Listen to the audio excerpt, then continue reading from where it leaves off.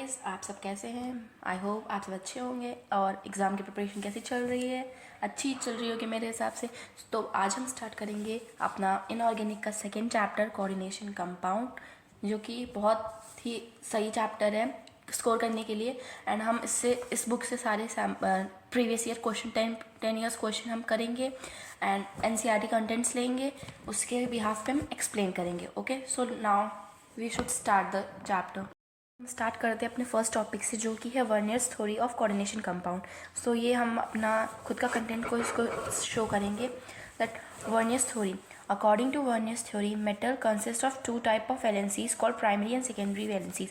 इसमें जो वर्नर थे उन्होंने हमें ये बताया कि जो हमारी कहते हैं जो मेटल होते हैं वो टू टाइप के वैलेंसीज को शो करते हैं, जैसे कि प्राइमरी और सेकेंडरी वैलेंसीज। प्राइमरी वैलेंसीज हमारी क्या होती है? This is same as shown by the metal in its simple salt and its is equals to the oxidation state.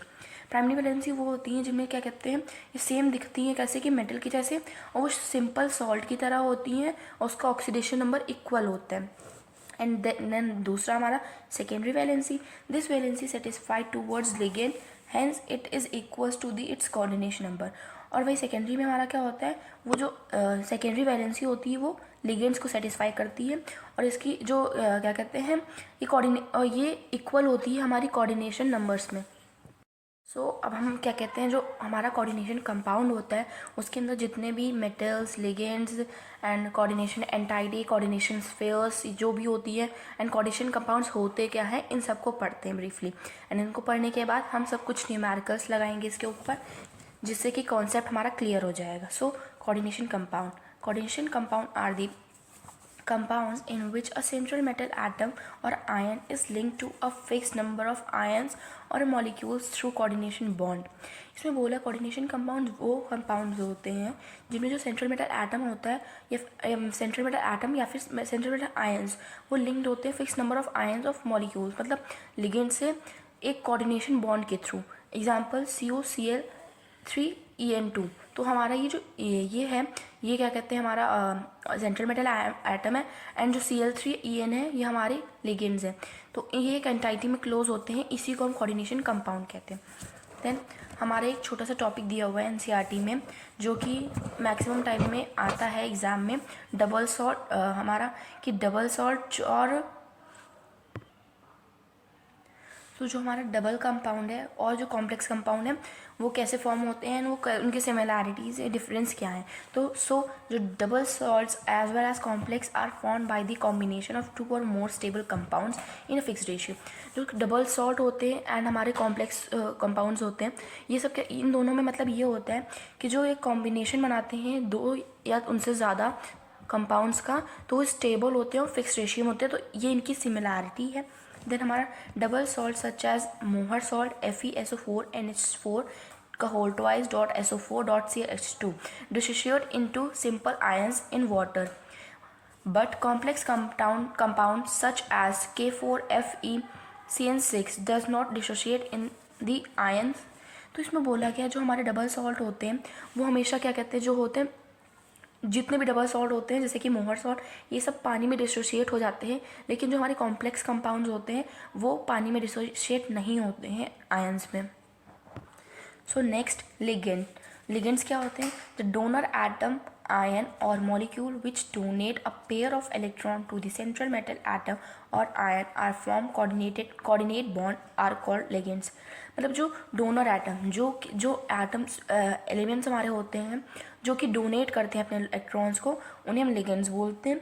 And क्या कहते हैं, ये मॉलिक्यूल्स जो होते हैं वो डोनेट करते हैं अपने इलेक्ट्रॉन्स को, मैंने जैसे ये अभी बताया सेंट्रल मेटल एटम को, और ये एक उससे क्या कहते हैं कोऑर्डिनेट बॉन्ड बना लेते हैं, इसी को हम लिगेंड कहते हैं।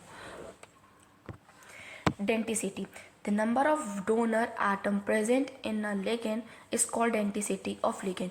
मतलब हमारे जो कोऑर्डिनेशन कंपाउंड होते हैं उसमें जितने लिगेंड क्या कहते हैं सेंट्रल मेटल एटम से कंबाइन होते हैं, उन्हीं को हम उतने नंबर्स को हम डेंटिसिटी कहते हैं। अगर एक है तो उसे उसकी डेंटिसिटी 1 होगी, यूनिडेंटेट होगा, एंड ऐसे ही मोर ऑन होता है। लिगेंड्स में भी यूनिडेंटेट, डाइडेंटेट एंड पॉलीडेंटेट। यूनिडेंटेट जो एक क्या कहते हैं एक टाइप का हमारा लिगेंड लगाओ, डाइडेंटेट जो दो बॉन्ड लगे हों, एंड पॉली मतलब मेनी, बहुत सारे। Ambidentate ligands, unidentate ligands containing more than one coordinating atom are called ambidentate ligands. Unidentate जो लिगेंड हमारे यूनिडेंटेड लिगेंड होते हैं वो क्या कहते हैं, एक या उससे ज़्यादा कोऑर्डिनेटिंग एटम क्या कहते हैं, सेंट्रल मेटल एटम से बनाते हैं, तो उन्हें हम एम्बीडेंटेड लिगेंड्स कहते हैं। नेक्स्ट, सेंट्रल मेटल एटम और ion. In a coordination entity, the metal atom or ion to which a fixed number of ions are grouped and bound in a definite geometrical arrangement are around it is called central metal atom और ion। इसमें बोला है central atom metal या फिर ion होते क्या है। Central metal या फिर आयन वो होते हैं कि जैसे कि हमारा जिनसे लिगेंड कंबाइन होते हैं उन्हीं को हम सेंट्रल मेटल एटम कहते हैं। और जैसे कि इसको कहते हैं, ये हमारे मोस्ट ऑफ द मेटल्स होते हैं एंड ये सेंट्रल मेटल एटम लिगेंड्स जो होते हैं ये हमारे एक एंटाइटी में फिक्स्ड होते हैं। नेक्स्ट हमारा coordination number, the number of ligand to which the metal is directly attach is called coordination. इसमें बोला है जो हमारे लिगेंड्स होते हैं वो जब डायरेक्टली सेंट्रल मेटल एटम से अटैच होते हैं तो उन्हें हम क्या कहते हैं, कोऑर्डिनेशन नंबर कहते हैं। एंड जितने लगे होंगे उतने कोऑर्डिनेशन नंबर होंगे हमारे।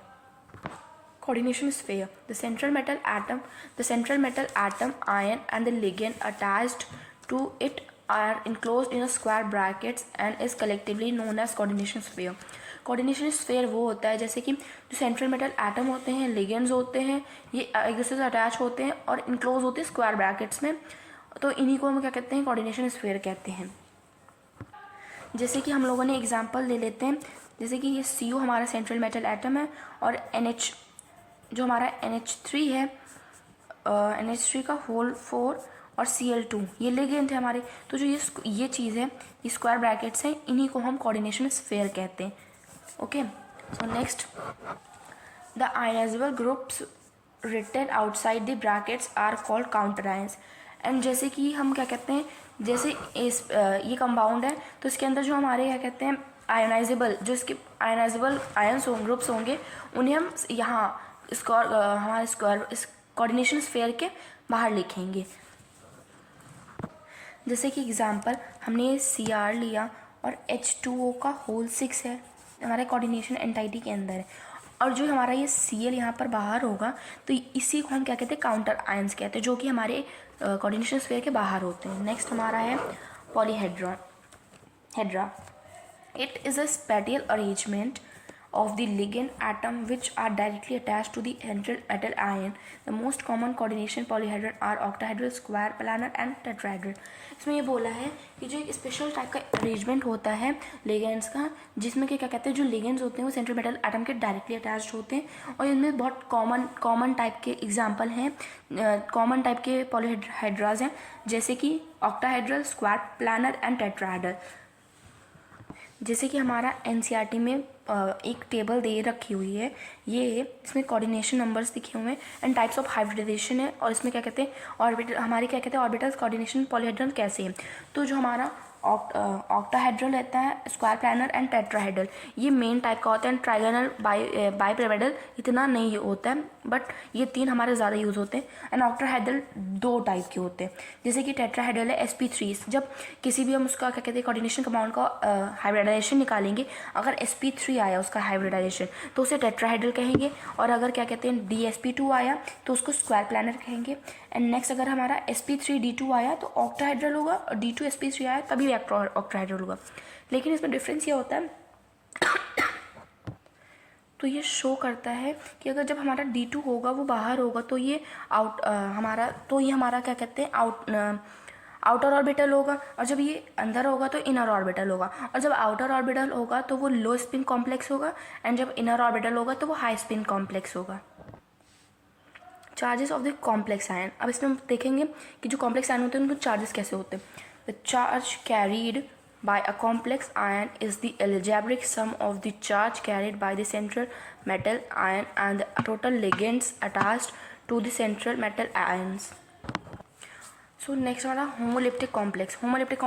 complex in which a metal is bounded to only one type of donor group are known as homoleptic complexes। इसमें यह है कि क्या कहते हैं, जब हम सेंट्रल मेटल एटम होता है उसमें जब हमारे लिगेंड्स होते हैं, अगर वो एक ही टाइप के लिगेंड्स हुए तो उसे होमोलिप्टिक कॉम्प्लेक्स कैसे कहेंगे, जैसे कि CONH3 का होल 6 की पावर 3+। सो इनमें NH जो इसमें लिगेंड्स लगा हुआ है तो एक ही टाइप का लगा हुआ है, पर 6 है तो कोई डिफरेंस नहीं, बट एक ही एटम है, इसलिए homoleptic. Next heteroleptic complex in which a metal is bounded to a more than one kind of donor group are known as heteroleptic। इसमें बताया जैसे कि हमें क्या कहते हैं, जो हमारे लिगेंड्स होते हैं वो अगर दो डिफरेंट टाइप्स के हैं तो इन्हें हम हेट्रोलिप्टिक कहते हैं। एग्जांपल CONH3 का 4 एंड Cl। सो हम नेक्स्ट टॉपिक स्टार्ट करेंगे जो है आइसोमेरिज्म इन कोऑर्डिनेशन कंपाउंड। ये बहुत क्वेश्चन पूछा जाता है कि क्या कहते हैं, अगर हमें उन्हें कोई भी IUPAC नेम दे देते हैं उसके बाद बोलते हैं कि इसका आइसोमेरिज्म कितने टाइप के होंगे, सब ड्रॉ करके बताइए स्ट्रक्चर्स, तो हमें पता होना चाहिए कि कैसे कितने आइसोमेरिज्म होते हैं। तो मेनली हमारे दो टाइप के होते हैं, एक स्ट्रक्चरल आइसोमेरिज्म और एक होता है स्टीरियो आइसोमेरिज्म। ठीक है, स्ट्रक्चरल आइसोमेरिज्म में 4 टाइप्स के होते हैं एंड स्टीरियो वाले में 2 टाइप्स के होते हैं।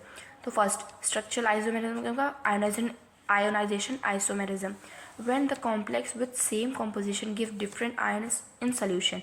इसमें बोला है कि जब कोई कॉम्प्लेक्स है उसमें सेम कॉम्पोजिशन होता है पर डिफरेंट आयन्स होते हैं, जैसे कि एग्जांपल है CONH3 का 5 BrSO4। तो जब हमारा क्या कहते हैं इसमें ये होगा, जो SO4 है वो Br को रिप्लेस करके अंदर आ जाएगा और Br बाहर हो जाएगा। तो इसका हमारा आइसोमेरिज्म ये होगा कि नेक्स्ट होगा CONH3 का 5 SO4 और Br हमारा बाहर स्क्वायर बैठ के बाहर से आ गया। उसके बाद नेक्स्ट है सॉल्वेट और हाइड्रेट आइसोमेरिज्म।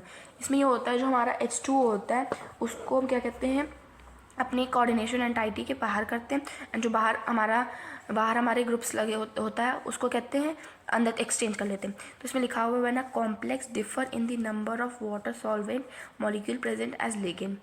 तो जैसे CrH2O का से होल 6 विथ Cl। तो इसमें चेंज कैसे हो गया, CrH2O का 5 Cl हो गया एंड Cl2 हो गया, यहाँ पर H2O हो गया। तो ये हमारा हाइड्रेट आइसोमेरिज्म है। Linkage isomerism, when a complex differ only in one point of attachment of the ambidextrous ligand with central metal atom। तो इसमें बोला है कि जैसे कि जो हमारे क्या कहते हैं एम्बिडेंट्री लिगेंड्स होते हैं जो कि एक ही एलिमेंट होता है पर दो साइड से वो अटैच हो सकते हैं, उन्हें हम एम्बिडेंट्री लिगेंड्स कहते हैं। सो इसमें ये होता है जो हमारे एम्बिडेंट्री लिगेंड्स होते हैं वो कैसे शो करते हैं। एग्जांपल CONH3 का 5 होल 5 एंड फिर ONO then bracket close power 2। तो इसको हम चेंज कैसे कर सकते हैं, NH3 का होल 5 CONH3 का होल 5 एंड NO2। तो हमारा यहाँ पर जो हमारा कोबाल्ट के साथ उसने बॉन्ड बनाया है वो ऑक्सीजन से बनाया है, एंड नेक्स्ट वाले में जो हमारा कोबाल्ट के साथ बॉन्ड बना हुआ वो नाइट्रोजन से बना हुआ है, इसे हम लिंकेज आइसोमेरिज्म कहते हैं। नेक्स्ट और लास्ट स्ट्रक्चरल आइसोमेरिज्म का है coordination isomerism, when the interchange of ligands take place between cation and anion entities of different metal ion present in the complex. तो इसमें बोला गया है जो क्या कहते हैं जो लिगेंड्स होते हैं कैटायन और आयन के बीच में इंटरचेंज हो जाते हैं खुद ही में, तो इसी को हम क्या कहते हैं different metal ion present in complex में जो चेंज होते हैं, जैसे कि COEN3 CrNCN का होल 6। तो अब इसमें क्या होगा, जो CO है और Cr है ये सेम प्लेस पर रहेंगे, बट EN और CN एक दूसरे को रिप्लेस कर देंगे। तो हमारा बन जाएगा COCN का 6 एंड CrEN का 3। सो इसे हम कोऑर्डिनेशन का पढ़ जाते हैं। अब हमारा आएगा स्टीरियो आइसोमेरिज्म। इसमें 2 टाइप के होते हैं, geometrical isomerism, when similar group are present in adjacent position it is cis, when they are present at the opposite side it is called trans। अब इसमें ये होता है जो हमारा कंपाउंड होता है उनमें जो लिगेंड्स होते हैं अगर वो सेम साइड्स में होंगे अपना तो इन्हें हम सिस कहेंगे, एंड वही अपोजिट साइड्स में होंगे इन्हें ट्रांस कहेंगे। फिर optical isomerism, this is shown by the complex whose mirror image are non superimposable such as called optical isomerism. Optical isomerism वो होते हैं जिनमें क्या जो कॉम्प्लेक्स होता है उनका जो मिरर इमेज होती है, मतलब उसका जैसे कि ये हमारा कंपाउंड है तो जिसकी इस साइड मिरर इमेज बनेगी वो एक दूसरे को इम्पोज नहीं कर पाएगी, एक दूसरे को अगर रखी जाएगी तो वो सेम कॉपी नहीं करेगी, डिफर करेगी, उससे हम ऑप्टिकल आइसोमेरिज्म कहते हैं।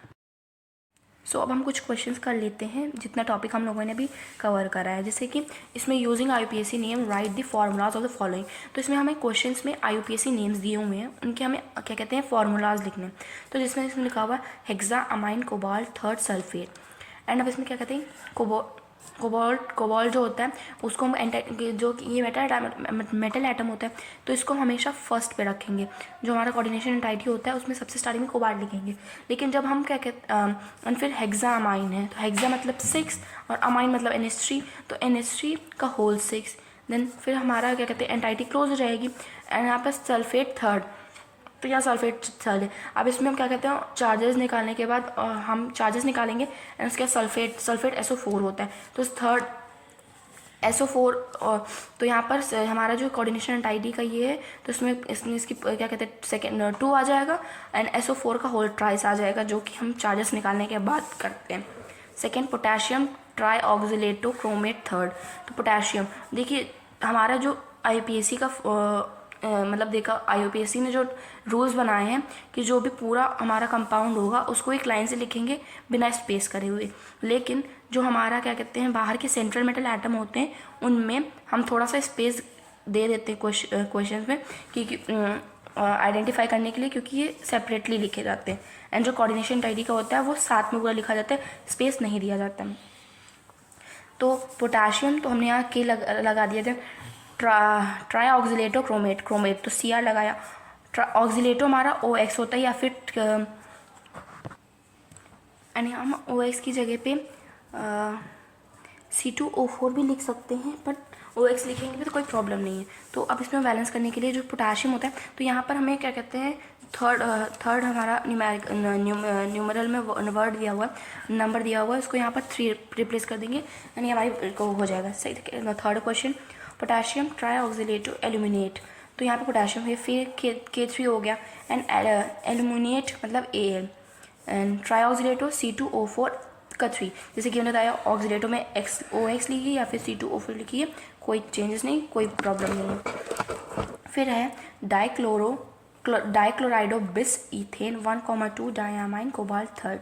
तो इसमें लिखा है कोबाल्ट CO लिखेंगे फिर डाइक्लोराइडो तो Cl2 होगा एंड फिर बिस इथेन 1,2 डायमाइन। तो बिस मतलब होता है 2, तो एन का whole twice.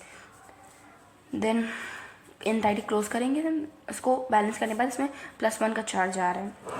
Sodium डाइसाइनाइडो ferret first, तो सोडियम Na हमने कर दिया, Au Cn का होल ट्वाइस ब्रैकेट को। Next tetra amine क्लोराइडो nitro and platinum 4 sulphate. तो प्लैटिनम में हमारा Pt, फिर टेट्रा अमाइन NH3 का होल 4 क्लोराइडो Cl नाइट्रो N से करा है तो मतलब NO2 करेंगे, फिर सल्फेट SO4। ये कॉन्सेप्ट बहुत ही ज़्यादा इम्पॉर्टेंट है हमारे लिए एग्ज़ाम के, क्योंकि जब क्या कहते हैं इसमें नॉर्मली हमारा क्वेश्चन होता है एक कंपाउंड दे देते हैं एंड उसमें बोलते हैं कि इसका hybridisation, spin complex, magnetism and all that, जितने भी चीज़ें होती हैं उसमें 5 नंबर के क्वेश्चंस बन सकते हैं। So first metal atom ion must have vacant orbital of equal energies equal to the number of ligands to be attached. इसमें बोला गया है जो हमारा मेटल एटम होता है उसमें उतनी अमाउंट ऑफ एनर्जीज ऑर्बिटल्स खाली होने चाहिए जितने अमाउंट ऑफ लिगेंड्स अटैच हो रहे हैं। Next metal ligand bond is formed by the donation of electron by ligand to matter. इसमें बोला जो मेटल लिगेंड्स होते हैं वो बनते कैसे हैं, जब हमारे लिगेंड्स होते हैं इलेक्ट्रॉन डोनेट करते हैं तब बनते हैं। Next third point depending upon the type of hybridisation D2sp3 और sp3d2 dsp2 और sp3 the shape of the complex are octahedral, square planar and tetrahedral. अभी जैसे मैंने आपको स्टार्टिंग में NCERT के उस पर दिखाया था कि इसका हमारा इसका वाला ऑक्टाहेड्रल होता है एंड इस DSP2 का हमारा स्क्वायर प्लानर होता है, sp3d2 का टेट्राहेड्रल होता है। सो अब नेक्स्ट हमारा है if no unpaired electron is present in the complex is diamagnet. अगर हमारा क्या कहते हैं, हमने पूरा कंपाउंड बनाने के बाद कोई भी अनपेयर इलेक्ट्रॉन नहीं बचा है तो वो कंपाउंड डायामैग्नेटिक होगा। If unpair electrons are present in the complex then it is paramagnetic. अब इसमें बोला जब अनपेयर इलेक्ट्रॉन प्रेजेंट होंगे तब ये कंपाउंड में तो ये पैरामैग्नेटिक हो जाएंगे। In strong field ligand the d electron of central metal are pair up against Hund's law. अब इसमें बोला जो स्ट्रॉन्ग फील्ड लिगेंड्स होते हैं वो क्या कहते हैं, डी इलेक्ट्रॉन्स वो क्या कहते हैं, अगर हमारे जो सेंट्रल मेटल एटम है वो अनपेयर्ड है तो उनको पेयर अप करवा लेते हैं हुंस लॉ के अगेंस्ट में। जैसे कि CO NO CN का CnNO2 NH3 EN मतलब इथाइल 1,2 डायामाइन, ये हमारे क्या कहते हैं कुछ वो हैं जो कि स्ट्रॉन्ग फील्ड लिगेंड्स होते हैं। Some weak field ligands are H2O X मतलब हेलोजेंस और NO3 ROH एक्सेट्रा, ये हमारे वीक फील्ड लिगेंड्स होते हैं। इनसे क्या कहते हैं, अगर ये हमारे कंपाउंड में ये हमारे कोऑर्डिनेशन कंपाउंड्स बनाते हैं तो इसमें हमें क्या कहते हैं, जो अनपेयर इलेक्ट्रॉन्स होते हैं सेंट्रल मेटल एटम के वो पेयर अप नहीं करते हैं, जिससे कि जो हमारा क्या कहते हैं कंपाउंड हो जाता है वो पैरामैग्नेटिक हो जाता है। If complex form involves inner N1d orbital for hybridisation it is called inner orbital और लो स्पिन और spin paired complex.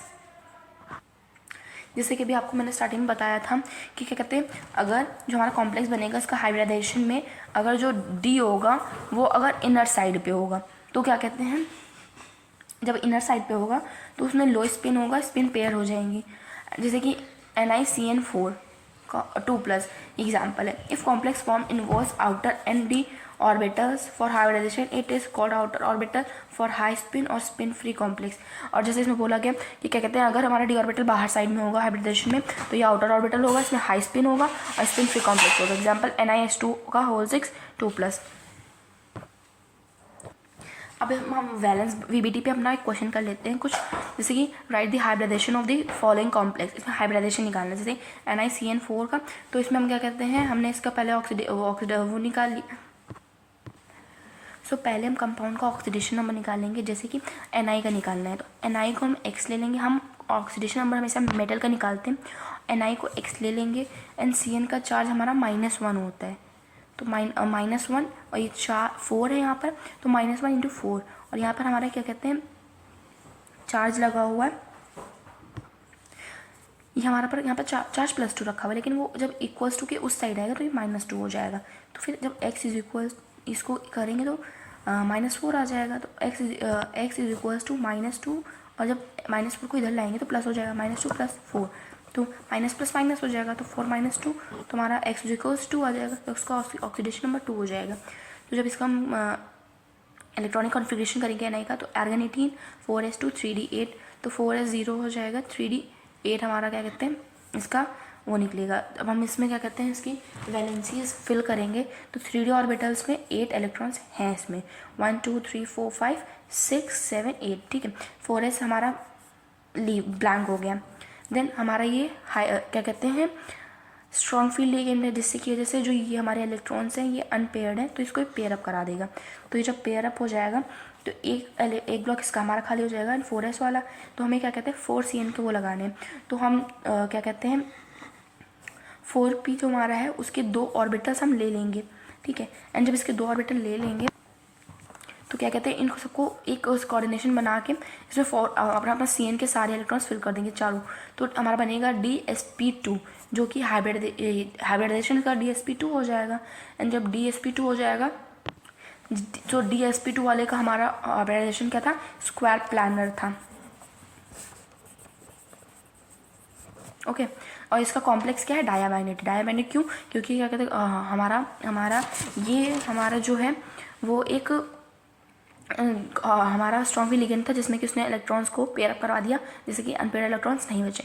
Next question है जैसे कि हमारा एक क्वेश्चन है वीक फील्ड लिगेंड पे, जैसे कि NiH2 का होल 6 2+, ठीक है। तो इसका भी हाइब्रिडाइजेशन इसका भी ऑक्सीडेशन नंबर हमारा 2 ही निकला। सो इसका जब हम क्या कहते हैं इलेक्ट्रॉनिक कॉन्फ़िगरेशन करेंगे एज सेम जैसा फर्स्ट में आया था, इसका आर्गन 18 4s2 8d जब यहाँ पे 2 हमारे इलेक्ट्रॉन्स निकलेंगे तो 4s 0 3d8 हो जाएगा। देन हमारा क्या कहते हैं इसमें ये कंपाउंड है, कंपाउंड में इलेक्ट्रॉन्स फिल है लेकिन ये वीक फील्ड लिगेंड है, जिससे कि हमारे इलेक्ट्रॉन्स एक दूसरे से बाइंड नहीं करेंगे। तो हमारा ये ऐसे ही रहेगा।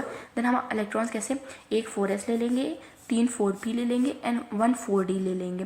देन इसको बाइंड करा लेंगे तो 6H हमारे H2O का 6 कंपाउंड्स इलेक्ट्रॉन वैलेंसी से फिल कर लेंगे। तो इसका बनेगा sp3d2 हाइब्रिडाइजेशन।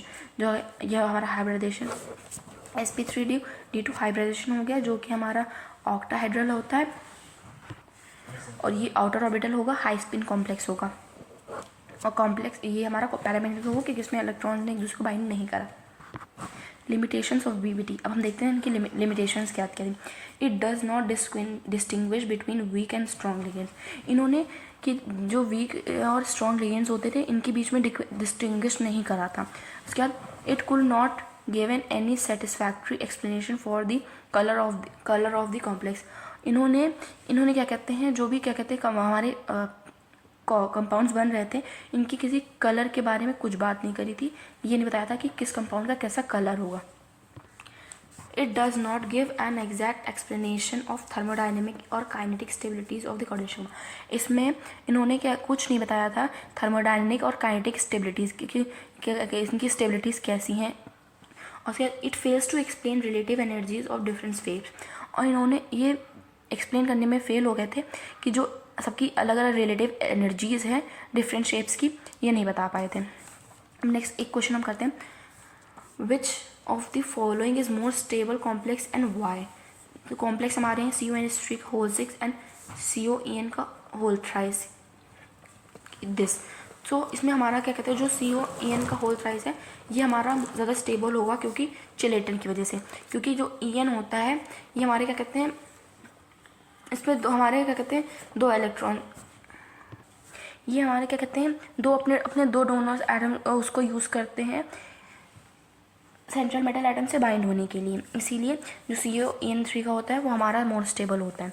नेक्स्ट क्वेश्चन है, the coordination number of Ni+2 is 4, NiCl plus KCl in excess gives a cyano complex plus concentrated HCl gives B chloro complex। तो इसमें जो हमारा A वाला कंपाउंड है ये पोटेशियम टेट्रा साइनोनिक्लेट है सेकेंड, एंड इसको क्या कहते हैं, इसको हम ऐसे भी लिख सकते हैं K2NiCN का होल 4। एंड जो हमारा दूसरा कॉम्प्लेक्स है पोटेशियम टेट्रा क्लोराइडोनिक्लेट सेकेंड, तो इसका हम क्या कहते हैं, जो हमारा इसका फॉर्मूला है इसका है K2NiCl4। ये टॉपिक भी हमारा बहुत इम्पॉर्टेंट है, इसको पढ़ना, क्योंकि जब हमारा क्वेश्चन होता है तो इसमें पूछ लेते हैं कि ऑक्टाहेड्रल और टेट्राहेड्रल में हमारी डी ब्लॉक की स्प्लिटिंग कैसे होती है। एंड इसमें मेनली हमारा डायग्राम बने को, जो हमारी डायग्राम होती है उसको बनाने को आ जाता है क्वेश्चन करके कि क्या कहते हैं ऑक्टाहेड्रल का स्ट्रक्चर कैसा होगा एंड वो कैसे स्प्लिट करेगा। ओके, तो अभी मैं आपको बताऊंगी, पहले हम पढ़ लेते हैं थ्योरी उसकी। CFT crystal field theory CFT। According to CFT, under the influence of ligand field degeneracy of the d orbital is destroyed and splits into 2 or more energy levels। इसमें बोला है कि कहते हैं जब इन हमारे लिगेंड्स होते हैं, लिगेंड फील्ड होती हैं, वो इन्फ्लुएंस हो जाती हैं, तो जो उनकी जो डी ऑर्बिटल्स होती हैं वो डीजेनरेट होने लगती है। जब डीजेनरेट होने लगती है डिस्ट्रॉय हो जाती है, तो ये स्प्लिट हो जाती हैं टू एनर्जीज़ में। ठीक है, इन्हें क्या कहते हैं, एक T2 एनर्जी होती है, एक EG एनर्जी लेवल होती है, दो इसमें स्प्लिट हो जाती हैं। Strong ligand cause greater splitting, week ligand call small splitting. जो स्ट्रॉन्ग लिगेंड्स होते हैं वो ज़्यादा स्प्लिटिंग होती है उनकी, एंड जो वीक फील्ड लिगेंड्स होते हैं उनकी स्प्लिटिंग बहुत कम होती है, स्मॉलर होती है। The difference of energies between the 2 sets of d orbital is called crystal field splitting CFCT और डेल्टा नॉट। जो हमारे 2 एनर्जी लेवल्स होते हैं उनके बीच की जो स्प्लिटिंग की जो एनर्जीज लगती हैं उसी को हम क्रिस्टल फील्ड स्प्लिटिंग एनर्जी बोलते हैं, CFCE और delta not. In octahedral EG set की फॉर्मूला होता है dx2 - y2 और dz2 का square is of high energy. तो जो इसका जब ये होगा तो ये हाई एनर्जी का होगा। और in tetrahedral T2G set dxy dyz dzx has higher energy. और जो टेट्राहेड्रल होते हैं T2G लेवल उसमें ये फॉर्मूला की हायर एनर्जी होती है, वही ऑक्टाहेड्रल में EG लेवल की हायर एनर्जी होती है। The increasing order of the value of E not is, increasing order मतलब क्या कहते हैं कि जब किसी की हम जो डेल्टा नॉट है उसकी जो वैल्यू इंक्रीज करती है तो उसकी एक हमारी सीरीज़ दी हुई है जिसे कि हम क्या कहते हैं स्पेक्ट्रोकेमिकल सीरीज़ कहते हैं। इसी सीरीज़ को हम स्पेक्ट्रोकेमिकल सीरीज़ कहते हैं। तो सबसे कम भी आई की होती है आयोडीन की, फिर ब्रोमीन की, फिर HCN होती है, फिर उससे ज़्यादा क्लोरीन की होती है, उससे ज़्यादा सल्फर की होती है, उससे ज़्यादा फ्लोरीन की होती है, फिर OH की उससे ज़्यादा होती है, C2O4 की उससे ज़्यादा होती है, O2 H2O NCS EDTA NH3 EN NO2 CN CO ये सब इंक्रीज़ करती जाती है। NCO की सबसे ज़्यादा होती है, आयोडीन की सबसे कम होती है, एंड हमारा जो H2O होता है वो मेनली न्यूट्रल होता है। In case of D4 ion 2 possible pattern of electron are, जब D4 आयन्स होते हैं तो उसमें 2 टाइप के पैटर्न्स हमारे प्रेजेंट होते हैं, पहला ये दूसरा ये। तो first, if delta nought is smaller than P, and यहाँ पर हमारा P ये है, जबकि कहते हैं जो हमारे D ऑर्बिटल्स होते हैं जब स्प्लिट हो जाते हैं तो उनको क्या कहते हैं, जो इलेक्ट्रॉन्स होते हैं वो सिंगल ऑर्बिटल में रखने के लिए उसको हम P से डिनोट करते हैं। तो if delta nought is greater smaller than P, the fourth electron enters on the EG orbital giving configuration T2G का 3 एंड EG का 1। इसमें बोला है कि अगर क्या कहते हैं जब हमारी वैल्यू P की ज़्यादा होगी तो जो फोर्थ इलेक्ट्रॉन होगा वो क्या कहते हैं हमारा T2G में पेयर अप नहीं करेगा बल्कि EG लेवल में जंप कर जाएगा। Ligands are weak field ligand and they form high spin complex, और इन्हें हम ये हमारे वीक फील्ड लिगेंड्स होते हैं और ये हाई स्पिन कॉम्प्लेक्स बनाते हैं। फिर if delta nought is greater than P, the fourth electron enters to T2G orbital giving the configuration of the T2G का 4 EG 0। तो इसमें क्या कहते हैं जो हमारा क्या कहते हैं इसमें जब डेल्टा नॉट हमारा ज़्यादा होगा तो क्या कहते हैं जो फोर्थ इलेक्ट्रॉन होगा वो T2G लेवल में अपना पेयर अप करवा लेगा पहले इलेक्ट्रॉन से और वो दूसरे EG लेवल पे नहीं जंप करेगा। तो ligands are strong field ligands and they form low spin. तो ये कौन से होते हैं, ये स्ट्रॉन्ग फील्ड लिगेंड्स होते हैं और ये लो स्पिन कॉम्प्लेक्स फॉर्म करते हैं। The higher the oxidation state of metal higher the CFSE, मतलब जितनी ऑक्सीडेशन स्टेट ज़्यादा होगी मेटल की उतनी ही CFC उसकी ज़्यादा होगी। अब स्प्लिटिंग ऑफ ऑक्टाहेड्रल, इसको मैं आपको एक्सप्लेन कर देती हूँ डायग्राम के थ्रू। यही अगर क्वेश्चन में आया कि show the splitting of octahedral, तो आपको बस सिंपली इतना सा डायग्राम बना देना है, कम्प्लीटली पूरे नंबर मिलेंगे, बस इतना सा डायग्राम बनाना है। सो अब इसमें क्या कहते हैं ऑक्टाहेड्रल में इसमें दिखाता हुआ ये दिखाया इंक्रीजिंग एनर्जी लेवल, एंड ये हमारा मेटल ऑर्बिटल है। देन इसमें हमारी 5 वैलेंसीज होती हैं तो 5 ही बनी हुई हैं, और DX2 माइनस Y2 DZ2, ठीक है। तो क्या कहते हैं, या फिर DXY DXZ या फिर DYZ, ये जब हर किसी को एनर्जी प्रोवाइड करते हैं तो ये इंक्रीज़ करती है। जब इंक्रीज़ करती है तो ये ऐसे टॉप पे आ जाती है, एंड देन उसके बाद वो स्प्लिट करती है। तो जब ऑक्टाहेड्रल होता है, ऑक्टाहेड्रल में हमारा जो T2G लेवल होता है वो नीचे होता है, एंड जो EG लेवल होता है वो अपर में होता है, एंड इसका फॉर्मूला होता है DX² माइनस Y DZ², ठीक है। एंड जो हमारा T2G का होता है उसका होता है DXY D हाफ DZX, ठीक है, ये होता है। एंड हमारा जो इसकी जो लेंथ होती है इसको हम क्या कहते हैं, डेल्टा नॉट कहते हैं, इसको डेल्टा नॉट कहते हैं। एंड ये बीच से स्प्लिट करता है, जो अपर वाला होता है वो 3/5 डेल्टा नॉट होता है, जो नीचे वाला होता है वो 2/5 डेल्टा नॉट होता है, और ये बैरियर लाइन होती है हमारी। सो नेक्स्ट हमारी है स्प्लिटिंग ऑफ टेट्राहेड्रल। तो इसमें भी सेम एज उसमें एनर्जी लेवल हमारी इंक्रीज़ कर रहे हैं, एंड जो हमारे D ऑर्बिटल है ये फ्री आयंस में है। जब इंक्रीज इसकी एनर्जी हमने अप्लाई करी, एनर्जी इसमें मिली, ये थोड़ा इंक्रीज़ हुई एंड ये स्प्लिट करी अपना वैसे फॉर्म में। तो इसमें बस चेंजेस इतना होता है, जो T2 लेवल होता है वो इस बार जो 3 ऑर्बिटल्स होते हैं, ये हमारे क्या कहते हैं जो ऑर्बिटल्स हैं जो 3 लाइन होती हैं वो इस बार चेंज हो जाती हैं, वो ऊपर हो जाती हैं, एंड जो ये 2 ऑर्बिटल्स होते हैं वो हमारे नीचे आ जाते हैं। एंड इसमें फॉर्मूला होता है कि DXY DYZ DXZ, और इसको हम T2 बोलते हैं, एंड इसको E2 बोलते हैं, इसको E बोलते हैं, E लेवल होता है ये, और DX² minus EY² D2², and इसका क्या कहते हैं जो ये वैल्यू होती है इसको डेल्टा T कहते हैं। एंड इसका जो डिफरेंस होता है, तो जो इसकी मतलब हमारी इसमें इसकी लेंथ होती है इतनी, ये होती है 2/5 डेल्टा टी, एंड जो ये होती है इसकी हमारी होती है 3/5 डेल्टा टी। सो अब हम इसकी लिमिटेशन करेंगे CFT की। It does not take in account covalent bond between the ligand and central metal atom.